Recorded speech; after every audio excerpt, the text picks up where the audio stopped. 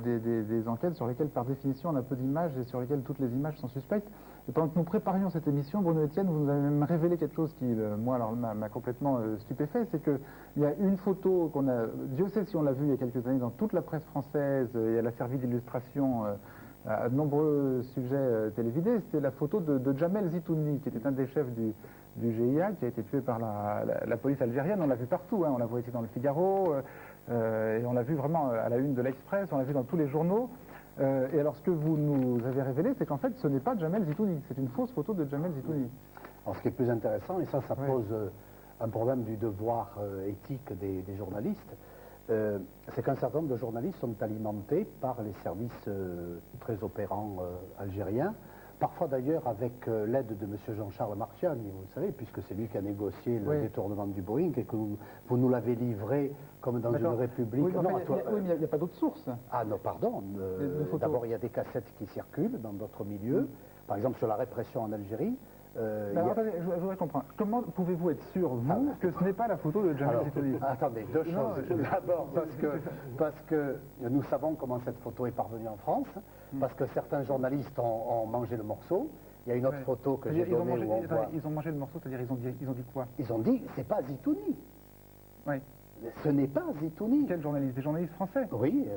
Qu'est-ce qu'ils en savaient eux-mêmes? Ah, mais ils en savaient parce que les journalistes ne donnent pas leurs sources, et nous non plus, mais parce qu'on savait comment cette affaire s'était passée. Là aussi, il y a des manipulations des deux côtés. Non, mais je vais vous dire quelle est la clé de cette histoire. La clé de cette histoire, c'est une question d'image, et c'est pour ça que je vous ai proposé la typologie de l'ennemi principal, le communiste entre les dents ou l'islamiste égorgeur. C'est un islamiste égorgeur de femmes et d'enfants, il est barbu. Or, il se trouve que Zitouni, la seule photo qu'on avait de lui, il n'était pas barbu. Alors, la seule photo qu'on avait de lui, et qui a aussi été publiée dans l'Express, hein, vous nous l'avez aussi retrouvé, et au paradoxe, dans le même numéro de l'Express, dans lequel était aussi publiée la fausse photo. Mais surtout, c'est le destin de cette photo qui a fait la une de la presse, de tous les journaux hebdo, quelle que soit leur tendance. On a la même photo avec la photo que vous avez vue en partie des musulmans priant dans la rue du Bon Pasteur à Marseille, qui a été publiée par Minute et le Nouvel Observateur.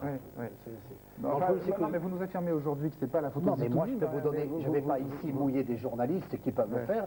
Je crois que Colombe leur a téléphoné et qu'elle a vérifié que... Oui, j'ai par exemple appelé José Garcin, le garçon de Libération, qui elle a eu des témoins oculaires d'Algérie qui disaient effectivement que ce serait un cousin ou un frère de Zitouni, non pas Zitouni. Et d'autres informations, d'autres sources qu'effectivement... Donc tout laisse penser que... Ce qu'elle précise, c'est que toutes les informations qui viennent d'Algérie sont visées effectivement par le service du ministère de l'Intérieur et donc contrôlées par eux.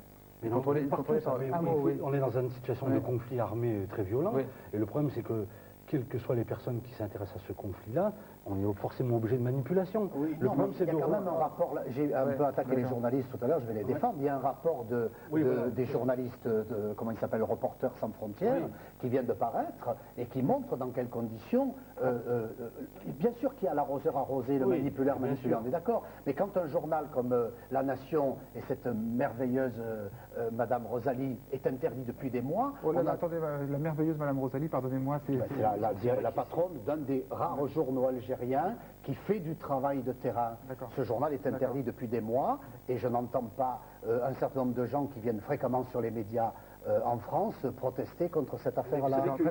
Non, je suis navré, c'est terminé, mais nous reviendrons de toute façon une prochaine semaine sur le travail d'information en Algérie, qui est un sujet qu'il faut absolument aborder. C'est Arnaud Vivian, cette semaine, qui a regardé Arrêt sur Image, bonjour, et qui va